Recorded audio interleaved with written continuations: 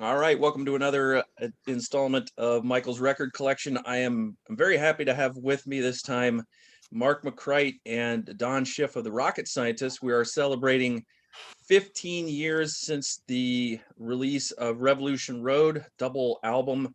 And hey guys, thanks for giving me some of your time tonight. Our pleasure. So I want to go back to before the album was recorded. And this was a pretty long gap for Rocket Scientists between the previous album and this one. What was that period like for you guys as a band, and what sort of jump started the process for starting on this album? You want me to take it, or you want to go first, Don?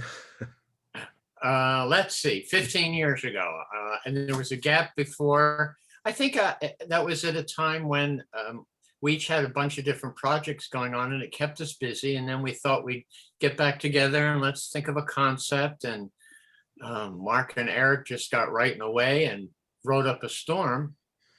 And then we started putting it together, and it was kind of like a reunion again. It was really nice to get back together. I actually did some thinking about this, and it's in around 19, or in no, not 19, in 2002. I had finished up a solo album, and Eric was working on stuff, Don was working on stuff. Like he said, we had a lot of things going on. Lana Lane had things going on, and we felt like it was time to come together again. And I had started working at this place called Line 6, which makes music products. And we had a guy working there named Sean Guerin. And he's an amazing drummer. His dad was in the Wrecking Crew, and it was really cool. And he was really into prog music. And so he and I, and the founder of the company, would do, like, basically all of our parties were like big jam sessions. And so the very first party we had, Sean and I and the founder of the company and another guy did Carnival 9. I actually posted it on my YouTube page the other day, and it was really cool. Really got along with Sean, but when it was time for Rocket Scientists again, we decided to pull Sean in, and we had a show. I think it was in 2000. We did a show in 2002 with Nick DiVirgilio on drums, and then I think we did a show in 2004 maybe in Thousand Oaks at the Performing Arts Center there. And so we were starting to pull things together. We worked up one of the songs that ended up on Revolution Road, Better View, for one of the live shows. And we recorded it and everything. It was really cool. And unfortunately, Sean was going through a lot at the time, and Sean took his own life. God bless. It really just kind of took the wind out of our sails. And we had all this music that we were working on, and we had all this momentum. We finally had settled on a drummer that we felt like was a good fit, and like a member, not a session player. And it just kind of threw us for a loop. And it took us a couple of years to kind of get it back together and work things up. I had given Eric a CD called Unfinished Business, June 2002. They had like, it had, I think I counted like 9 or 10 of the songs that ended up on Revolution Road, just my own demos, and some covers, and like 5 songs that didn't make it and stuff like that. And then in the ensuing years after that, after Sean was not with us anymore, Eric had pulled some stuff together. Don had written some material. And so that was why we had so much that we decided to make it a double album. And of course, we mentioned Erik. It's of course Erik Norlander, keyboards. Too busy to be with us tonight. He actually did respond to me on Facebook though, and apologized for not being available. Apparently very, very busy guy. And yeah, so sure is. What I is can it give a like? little insight to that. We're actually working on finishing up a live recording of us at our farewell show from Prog Stock. And so he's been editing video, mixing audio, stuff like that. It's just been kind of sitting on the shelves for a while, and we're finally getting around to doing that. That's one of the things he's working on. And then, as you know, Lana Lane, his wife, just got a new record deal with Frontiers Record, and they're starting to work on that as well. Great. What is it? Was this the writing for this album, Revolution Road, was it the same as pretty much the previous albums? Did you guys come in? What is the process? Do you come in with demos? Do you write together? How does that work? Well, for me, I usually come in at the end. The writers are generally Mark and Eric, and I add my little twist if I have one. Basically, then I bring my stick ideas, bass ideas, right? NS stick or Chapman stick. I think as I'm looking at the titles, I think that was all NS stick, and I play on it and give it that character. That would be Well, my you brought in two of your own songs there as well, Don. I Hold did. That What did Thought I and do? Outside the Painted Walls. Oh, and then I did that and contributed nicely. Thank you, Mark. What was the other one? Painted Walls and Outside the Painted Walls and Hold That Thought. oh, wow. Hold That Thought was the one where I remember it's like, I still can't count that song. And we had Greg Bissonette playing drums, and I remember Don sitting out there on a stool right next to Greg while he's playing that song. And right. it's like we'd try bits and go back and forth. We had it all charted out and everything, thank God. And Greg was really amazing, but I remember you guys were just like cracking each other out. Oh yeah, it was funny with drummers. Over the years, I've learned to adjust my sense of where I feel time. And it's kind of like a clock. And there's every once in a while, a few drummers, Greg Bissonette, Greg Ellis, Sean Garin was another one that we just naturally feel that. And I know they do the same thing too. And other people, you just go, okay, they're always on top of the beat. So I will make that my center of gravity feel. But yeah, the Greg Bissonette was a lot of fun. It was like you start to play with somebody and you go, oh, they get where I'm at. This is really, really good. Kind of a funny, gleeful feeling. Like I don't have to adjust to anybody. This is such a pleasure. This is great. And Mark, yourself, you have an outstanding sense of rhythm and time that it's just like, oh, hey, we lock in. This is easy. And if there's a little, sometimes you play with somebody and it gets a little loose, you go, cue into Mark because he's just rock solid with rhythm. A pleasure, Mark. So you had more, I mean, obviously you have more songs because it's a double album, but more instrumentals, I think, than you guys normally have. You normally do the thing where you pick somebody's name out of the astronomy, history, and you those name are the it after them. scientist songs, yeah, exactly. Yeah. And but this one had several. In fact, a very long one to close the album out. Which, to me, when I listen to the album, I was listening to it just yesterday. When I listened to After the Revolution, I always thought this would be a song that I thought might have some limited vocals at some point. And was that ever in the mix for that, or was that always an instrumental? I think it was always an instrumental. That was one of Eric's. I remember hearing him talking about it and hearing the demo and what we were going to play on and thinking just like, really? I mean, can we keep interest for that long? And just with every time around, it was like we had something different to say. And I'm really pleased with how that one came out, just different kinds of solos, different kinds of diversions and what have you, and I really like that one. I'm not sure if I actually had a musical writing contribution to that song or not. I listened to one section and those sound like my chords, but I'm not sure. It's definitely Eric's brainchild.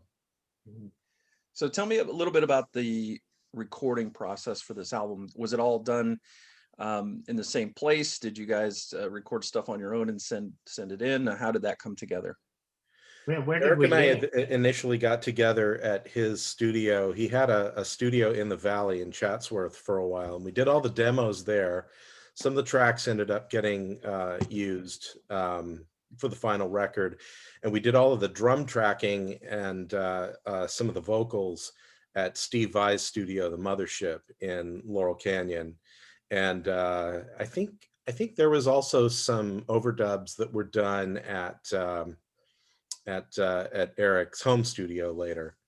So it was kind of a combination of those things. Was that the Walden West?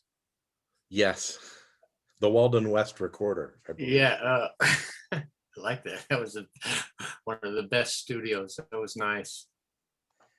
So you have you have 18 songs here. Was that the number you went in with? Were there more? Did you add some as you went? I mean, how did the tracking come together for this? Well, like I said, that CD that I gave Eric, Unfinished Business, it was called, and it was just like bits and pieces of stuff. And the stuff that was on there, the first song, Look Up, Sky is Falling, Dream in Red, Better View, Forever Night, Castles Fall, Enjoy the Weather, and Eden Burns were all on that. I had always wanted to do that Moody Blues song, and we had worked up a demo of it a long time ago. And then, I mean, we kind of got started with that stuff. And then, like I said, when we got derailed with Sean, I mean, I know that Eric had stuff as well at that time, but we hadn't really started working on it. And then when we got derailed, when we got back together, then Eric brought in a lot of stuff. Don brought in his 2 songs, and it's kind of like, and I only had one more contribution, which was Savor Every Moment, which was kind of a last minute addition. But so I kind of got the ball rolling early on, and then, you know, pulled back, and the other guys made their contributions a little bit later. I think for my 2 contributions, I think I recorded a lot of that stuff in my home studio and sent some tracks in. I could be wrong. I don't, they're kind of complicated, and I can't imagine that I would put them together with a bunch of people standing in the room going, oh, how's that working? So I think I thought a lot of it out at home and sent it to Eric, and then Eric brought it in, and maybe I did some extras when we went to the other studios. I do remember going to Steve Vai's. I think that's where we recorded Outside the Painted Walls. Yeah. I'm not sure. Yeah, definitely. And it, you know, I think I had just kind of, I just had a lot of stuff left over from when I did my solo record, and I was kind of just in a really creative phase. Eric had just done, or right around the same time, he did another double album. So a lot of his material was going into Music Machine, stuff with Lana, that kind of stuff. So, but yeah, I mean, Revolution Road, the title track, is one of Eric's, and I think that's one of the strongest tracks on the album, and definitely a kind of a staple of Rocket Scientist. When it comes to the production side, you're putting the album together, are you guys sort of democratic? Does somebody have a voice that's a little bit louder than the others? How does that work when you have when you're discussing maybe how something should end up as a final product? I usually default everything to Mark and Eric. I default everything to Eric, definly. That's a decision. There you go. Yeah, it just comes out sounding so good. Yeah. It's just Eric is a great producer, and I enjoy that kind of a thing, but it's like he's really good at it, and I defer to him. And I think it's important for a band to have a strong vision. So he's kind of like the Jeff Lynne, keeper of the vision and the sound and the identity of the band. And I'm real happy with that. Yeah, I couldn't be happier either. On other albums I've ever been in, I always feel like of course, playing the low end of all the instruments, I always feel like, well, it's not loud enough. And Eric always just finds the perfect slot. It's always at the proper volume, and I feel the intensity of what I intended. So why not? I have no complaints. Do either of you have a favorite track on this album? Oh, I have several. I really liked Dream in Red, and I have to look at them all. And Revolution Road. I think those would be my. Sky is Falling. That was. Oh wait, and Better View. So those, yes. But wait, there's more. I'd say Better View is my favorite. I mean, I think it's kind of it was definitely a personal, one of the things that was different about this record is I started writing more lyrics. I used to just, like, Eric wrote all of the lyrics up until this record. And so Better View and Savor Every Moment were both mostly mine. And Better View, that one I feel like really came together. It was one of the, I don't know, it's just one of my favorites. As far as the other ones, I'd say maybe maybe Revolution Road. That's definitely the rocker on the album. I think that and Dreamin' Red, and The Sky Is Falling. I mean, there are a couple of really good rockers on the album, but I kind of enjoyed the more atmospheric pieces. In fact, when this album came out and I was doing my radio show at the time, I probably got a little in the habit of playing Better View and Enjoy the Weather, which is just an amazing, lovely track and surprisingly long for what it is. But I really enjoyed Enjoy the Weather, so I played it quite a bit. What was the genesis of that one? That was another personal one. The original, well, I guess the original lyrics, the first verse at least is like my original lyrics as they were, and it was just kind of about reflecting on a relationship that went wrong and realizing that it was all your fault. And Erik kind of genericized it to make it more universal. What I thought was really cool about that song, and I think this was Erik's idea, is that with every like verse and every time around of the song, it gets shorter and shorter and shorter. And it was kind of the feeling that your time is running out. And I thought that was a really interesting idea. There's like a kind of a left turn in the middle of the song, which was a whole different demo of a different song that we ended up smashing them together. That was Lana's brother playing accordion on that. Another interesting thing is that was my bass playing debut on the record, and Don plays lead stick. So kind of a different kind of vibe for that one. Yeah, really. When you look back at this album 15 years later, it's hard to believe it's been that long. What stands out to you during the recording process? Was there anything in particular that you guys couldn't quite nail down, or anything that kind of came together really super easy that surprised you? For me, the tunes that I brought in, what always reminds me, like I said before, of how easy it was when you have the right players and you present your project in complex time, and I don't ever recall anybody struggling with it. It just was really nice recording, really nice going to all those different studios that we had. And I just remember, at least for me, it's pretty easy. I didn't put most of it together. I just played my stick parts, but it's great sessions. The drums were really interesting in that initially, that's actually Sean Guerin playing drums in the middle of Better View from the one performance that we did with him, which is kind of ironic because the subject matter and how that all played out is an interesting juxtaposition. But it's really cool hearing that that's actually him. It's actually a live performance that we like flew in. And then the rest of the drums on that track are Simon Phillips, because Erik was doing a project, some other kind of project with Simon. I think it was sampling things and what have you, and they were working together, and so he ended up getting him to play on that. And then when we were thinking about, well, what happens with the rest of the record, we got Greg Bissonette, and Erik had worked with him on some other things before, and it was really impressive because, they're complex songs. It's a double album. There's a lot of stuff. And so we charted everything out. So we actually like handed him sheet music. We had the demos there, and we would listen down. He would make notes, ask questions, and then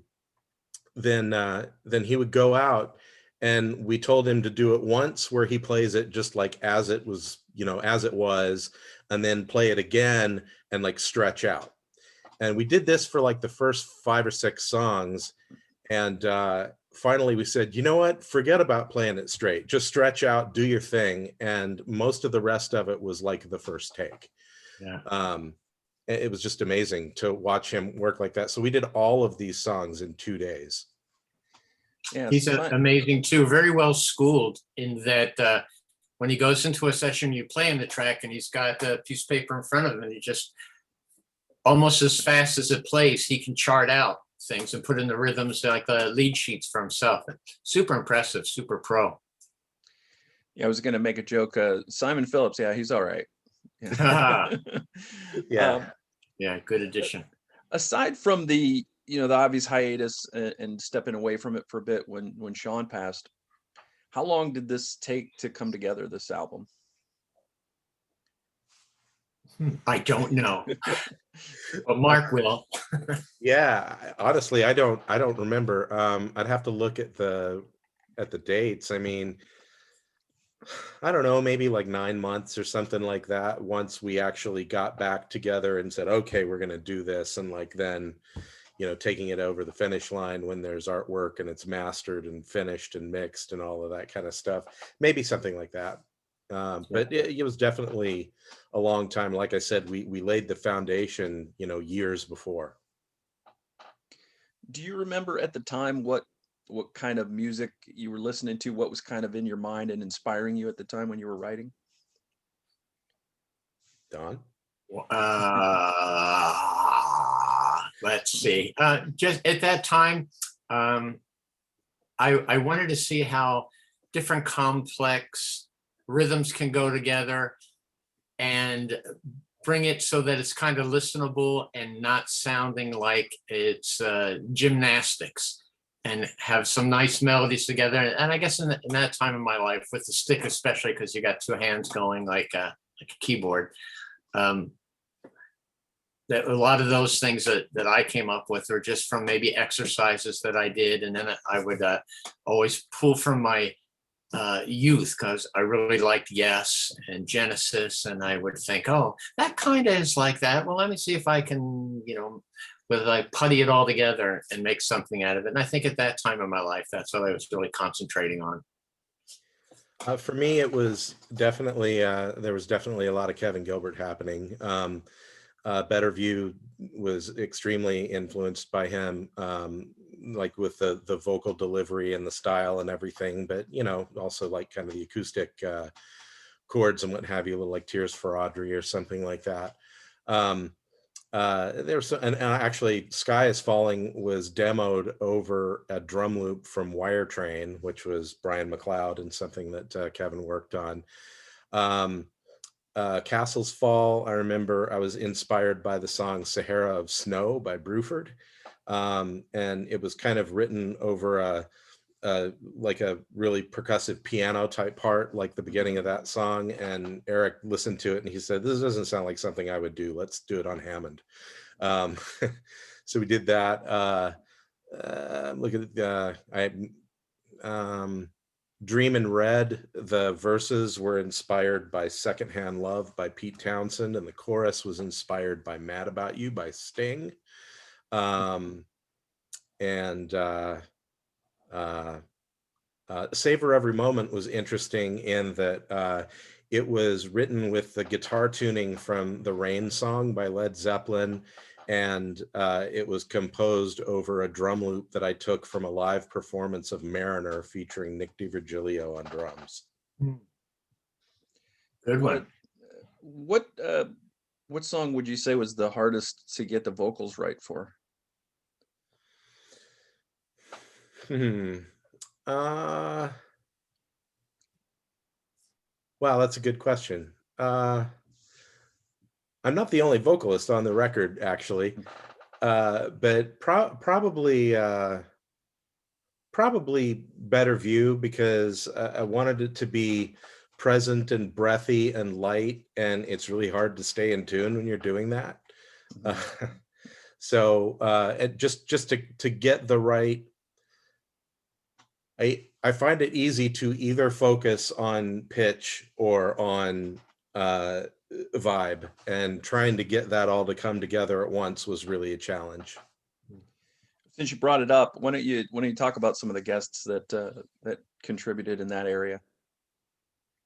David Mcbee was a vocalist that we brought in. Erik has always been really into heavier vocals.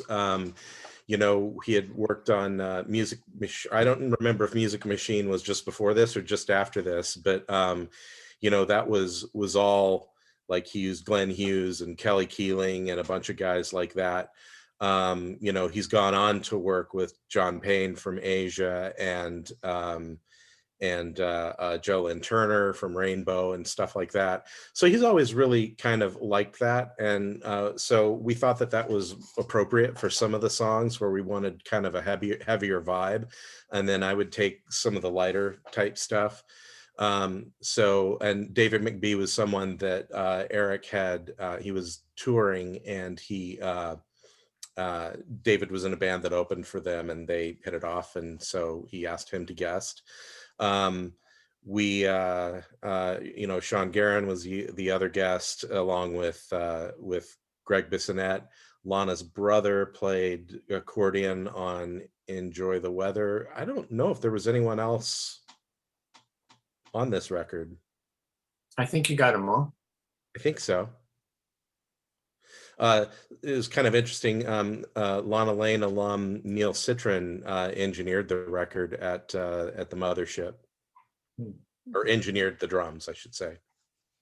You guys have a real sort of family vibe when it comes to everybody playing on each other's records and contributing. And how has that been, you know, over the years? You guys have been doing this a while now. Are you just like super good friends and you talk to each other all the time, or is it just strictly just when you got to do music, you call each other up and get together then? For me, it's about who plays well with you. And when I did my solo album, we used Greg Ellis a lot as well in the beginning. And that last tour, we had him go with us on. And though he is a good friend, he's an incredible drummer. And so I think first it's look at musicality, and then you look at, do you become friends, or are they easy to work with? Those are the starting elements. And then in this case, we all became good friends. I know Mark and Erik were friends in high school, and I didn't meet you guys till a lot later. But yeah, I mean, I'd say definitely on it's, you know, we do call each other and talk when there's no music going on, you know, not like every week, but yeah, I mean, there's a lot of that. I just saw Erik, actually. My daughter moved up to Sacramento, and so we all got COVID tested and everything. And then we drove up, and my son and I visited her. And Erik lives about maybe 45 minutes away from her. So I actually stopped by. In fact, I was sitting next to Erik when I received your Facebook message. So it was kind of funny. That's great. When you look back at this album, well, before I ask you this question, let me talk about this picture behind me, the artwork. You guys always have very distinctive artwork on your albums. And I don't know what this, I'm not a big art guy in terms of, I don't know what stuff is called. I don't know what this style is called, but I really enjoy it. Can you just give us some background on that, the decision that went into that and everything? I can tell you the guy's first name is Jacek. I don't remember his last name, but all his paintings and artwork are like that, and so enjoyable. As to what style it is, I don't know. Yeah, I can give a little background in that. My wife does the logos. Actually, she did the Rocket Scientist and the Lana Lane logo, and so she's a big Harlan Ellison fan, and obviously Erik and Lana as well are big sci-fi fans. Mm-hmm. And we went to a book signing of Harlan Ellison, and he had partnered with Jacek. Jurka is his last name. Oh, thank you.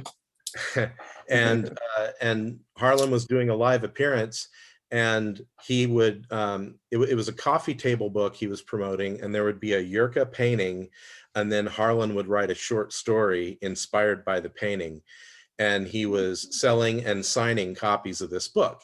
And so we said, man, that looks like something Erik and Lana would love. And so we got a signed copy and we gave it to them.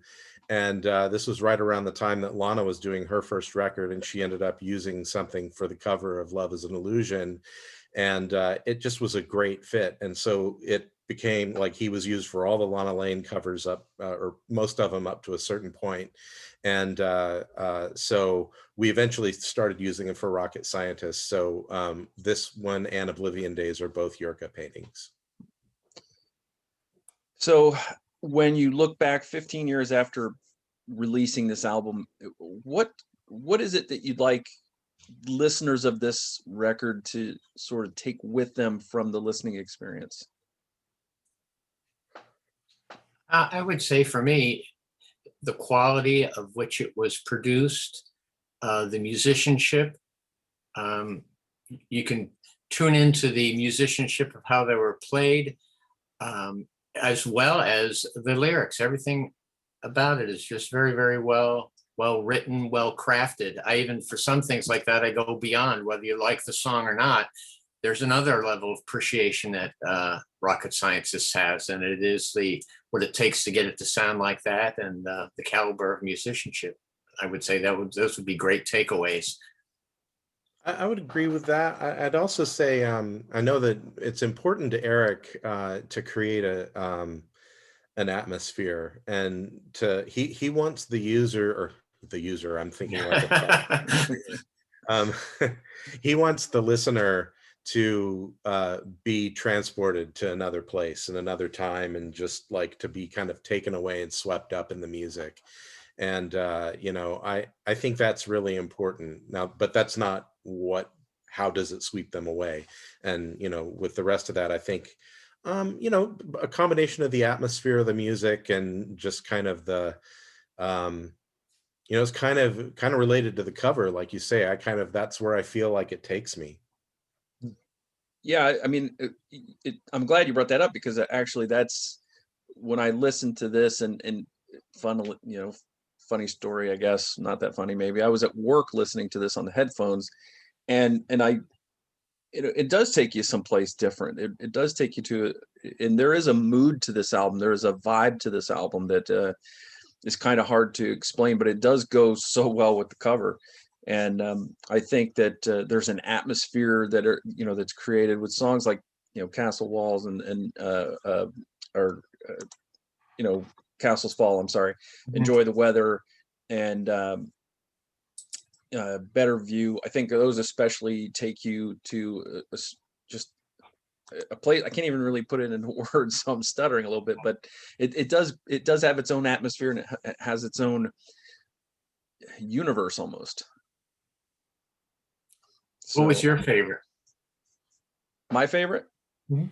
Yeah, I really like Enjoy the Weather. I can't really put my finger on what I like about it, but I just could listen to that album or that song over and over. Oh, great. Like that one.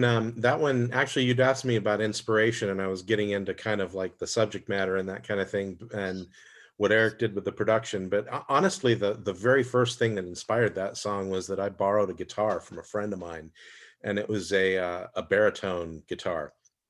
I'd never played one before, and I feel like that song just fell out of it, because that's the sound that you hear that starts the song and that runs throughout.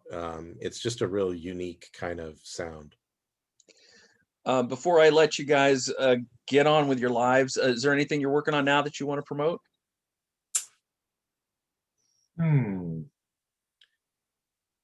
Well, Don and I are collaborating on some stuff. We put out a reworked version of Avalon.